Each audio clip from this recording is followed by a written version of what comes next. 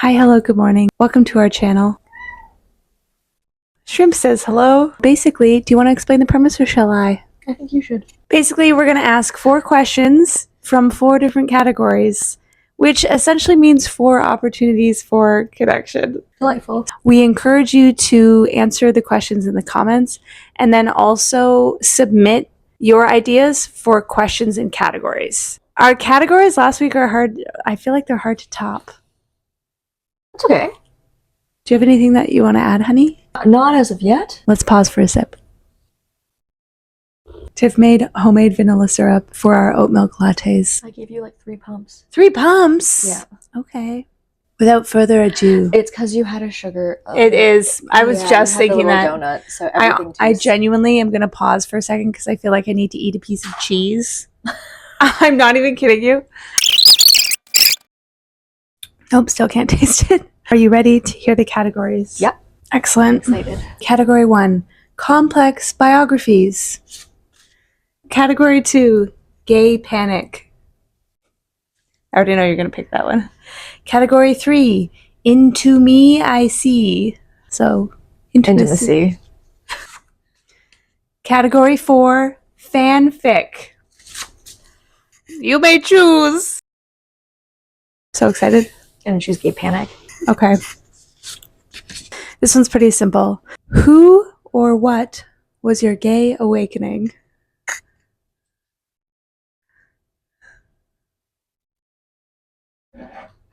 And it could be, just for context, it could... Holy crap! Did you see that? Lightning. That was crazy! Oh my god! On my side? It literally touched the ground. I think it was on your side, so I didn't see it. I just saw about like refraction. It's raining and storming here, so it was like jagged and went all the way, and it struck twice. There's usually a first little one that hits the ground to be like, is this the closest thing? And then there's like a second one that's like, because Tiff knows everything about everything. No, I don't. Okay, so who or what was your gay awakening? And also for context, it can be anything, like a movie, a person from a movie, from a TV show, from like a cartoon character, a song, a music video. Okay, this is like, and I don't know if it's actually real, like this could be a fever dream, but I remember that there was an episode in a magic school bus. I think Miss Frizzle had a sister who came in, and I was like, who is she? I love her. What does she look like? I can't remember, but I remember it was like Miss Frizzle's younger sister who was like cool, and like the energy was like, it gave slight like granola hiking queer from what I remember. I don't know if that's actually true. That's actually iconic. Yeah, it's kind of a deep cut, so I don't know if that was actually real or if I imagined it. Why are you gaslighting yourself? Please. I just remember being like, I don't know who that is, but I love her.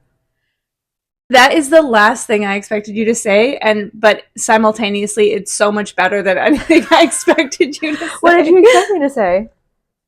Not that. I was expecting you to be like, oh, I was watching a TV show and this person. Well, technically it is a TV show. All right, sorry. I mean, like, not with cartoons. Okay, no. So Sailor Moon was like sort of my like.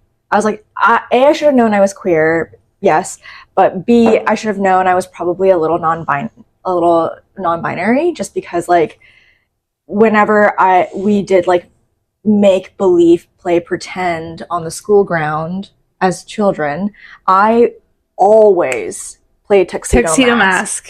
Yeah, we've talked about this. And before. I feel like I don't necessarily know what my like full gender journey is, but like I wanted to be like a cute twink is the vibe. He is kind of a twink, you know? I like tuxedo mask. He's such a cutie pie. Yeah, that's kind of the vibe. Yeah, not mad.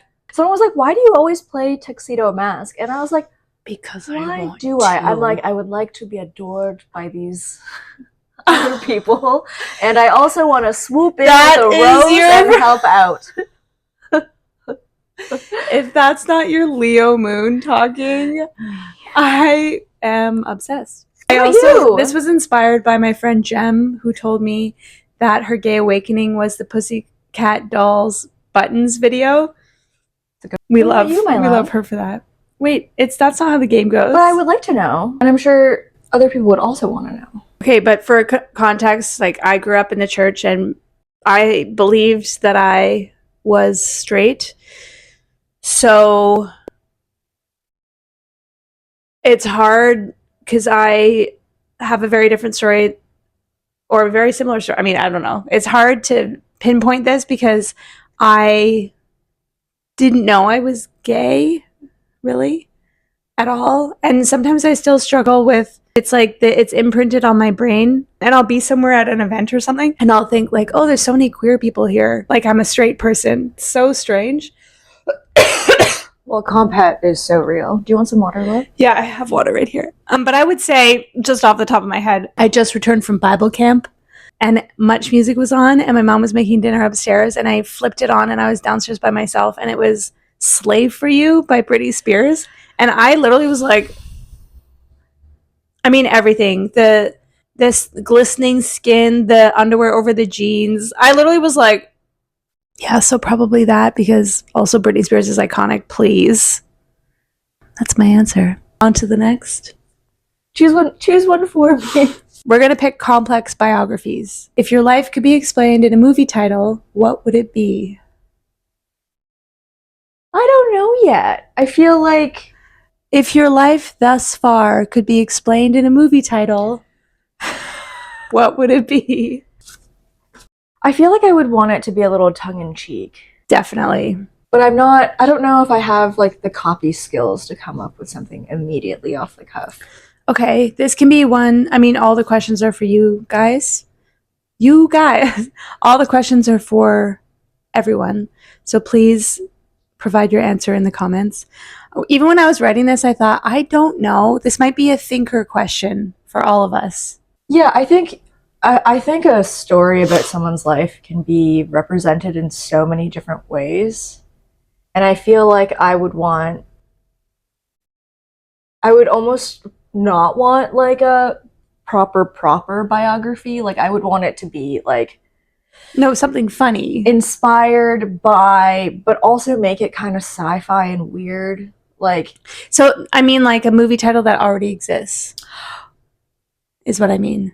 Oh. For example, when I was writing this, I thought, Mrs. Doubtfire, because I doubt myself and sometimes my life feels like a dumpster fire. Oh. Or like, while you were sleeping, or so, you know.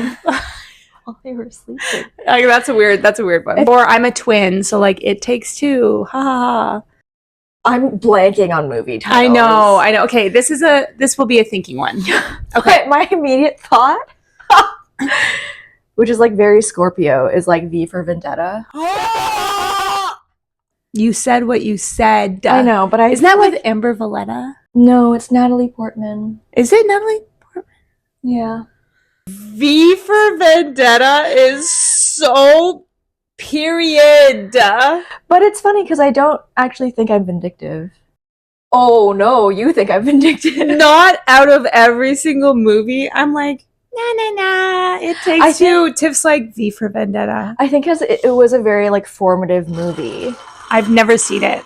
Because when I watched it, I think I was like really just coming to terms with my queerness. And that movie was just like fucking heartbreaking in so many ways. And it encapsulated thoughts that I had around revolution, which I don't agree with now. I'm like, revolution requires community. But in that regard, at the time, I was like, oh yeah, fucking vigilante, let's go. I am shook. Also, there's like some like Stockholm Syndrome stuff that isn't cool. Yeah. It's like kind of a yikes vibe. But I think some parts of the storyline were absolutely beautiful and beautifully done. Not as a whole. No notes. Certain parts. 10 out of 10. We have 2 categories left. That's a crazy good answer. Can I ask you? Yes, I'm repeating the categories though, because these cards, you're gonna have a hard time reading them. No, I understand. I looked over initially and I saw that you wrote the categories at the bottom instead of at the top, so I can figure it out. Well, which one do you want to choose? Let's do Into Me, I See. Into Me, I See. When was a time you felt seen for who you truly are? Oh, what was happening / where were you? Expand. I noticed that this was supposed to be a slash, and I read it as I, and I was like, I'm not sure how that how I can make that grammar make sense. So when was a time you felt seen for who you truly are? Okay. And I was thinking you were going to pick this one, but here we are. Okay, so this is so specific, but it really meant a lot to me at the time. Okay. I'm in grade 8, and my grade is putting on a production of Little Women. So the grade 8 specifically, we're doing... How big was your school? My school was... I thought it was relatively small. It was. So at my school, there was like 600 people from grade 7 to OAC, which is grade 13. That's really small. Yeah, it's really small. So the grade 8s... How did you put a production? Were there just a lot of people in your drama? No, it's like... interested in drama in your grade? So my school is really artsy, very into sports, very into arts, and they have it set up so that, as I think like a community building thing, it's like the grade 9s put on a play at the time, the grade 8s put on a play, or no, sorry, the grade 7 8s put on a play, and then the grade 9s put on a play, and then once every 3 years, the entire school does a musical. Every 3 years? Yeah, it's really fun. Interesting. We did Joseph and the Technicolor Dreamcoat. So, sorry, let me backtrack. So when I was in grade 9, I believe, it's foggy, whatever year it was, our grade put on the show, or on the production, Little Women. I auditioned. I got the role of Amy March. A dream role. Delightful. A dream role. And I put my heart and soul into the role of Amy March. I truly was like, this is my debut. This is my time. The year previous, I had been in Charlotte's Web. I was cast as Charlotte's brother, Avery, actually, which was also a delightful time. But when I was cast as Avery, in my brain, I thought, like, I want to act because I loved it so much.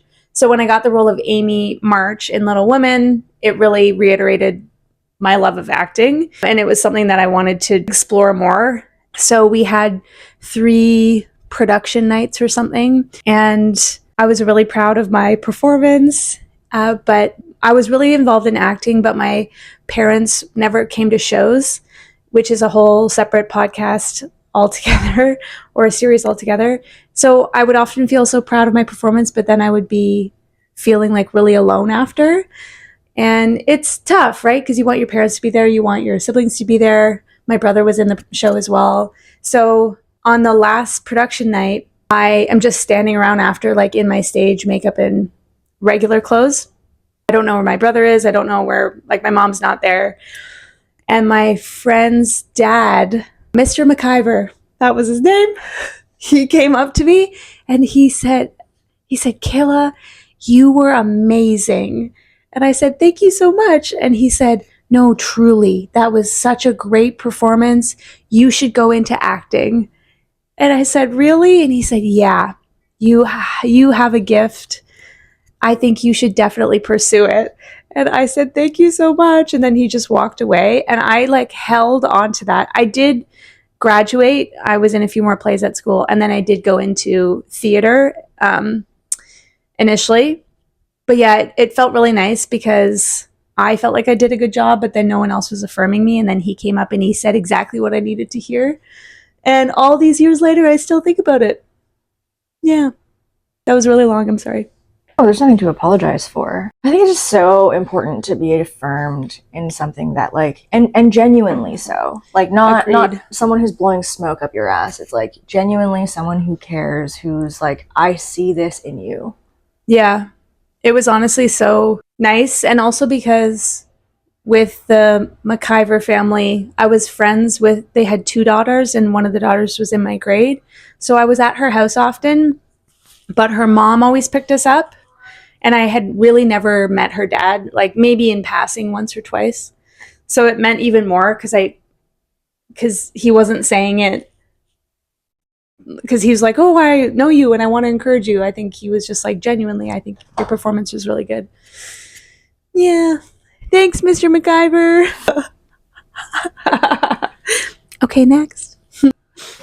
Okay. This one's my favorite. Fanfic is the category. Yeah. Fanfic. Okay, who would be your president? No, you have to read it, honey. Just say the real world was Barbie world, and in this Barbie world, you had to elect a president, vice president, press secretary, and a head chef. Who would it be? I love this so much. Okay, let's start backwards. I don't know why, but when I'm envisioning Barbie world, I think I would want Nicki Minaj to be my press secretary. That's wild. Okay. I don't know why, but she could just wrap all the news, like with her hair, and I don't know. It just came to me. Nicki Minaj would be the press secretary. Okay. The head chef, I'd say, would be... I would say Melissa King. I was thinking Melissa King. I was about to say Gregory Gourdet, though. Oh, tag team. Okay, we'll say the head chefs are Melissa King and Greg Gourdet. Icons. Angels. President and vice president. President is Miley Cyrus. Okay. Yeah. President is Miley Cyrus. I don't know who the vice pres would be. Aurora Matrix. Work. Our neighbor up the hall is an iconic drag queen. Her name's Aurora Matrix. They're incredible. You can't tell me she wouldn't be the best vice pres. Truly, get shit done. Right? Hi, Aurora. That's my answer. Delightful. Do you have any extra additionals? No, I think those choices are excellent. Thank you for affirming me. So Miley Cyrus, we love you. And those are the cues today. This is so unhinged. I liked this round of questions. Did you like this round of questions? Mm-hmm. I feel like we zoomed through them. Yes, we did. Okay, well, do you have anything else that you want to report? Stay queer, be merry. Those are the questions for the week. On that note, thanks for joining us. Make sure you let us know all of your answers in the comments. Especially, I'm so curious about the president, vice pres. And we'll see you. The movie one, too. The movie one, too. So good.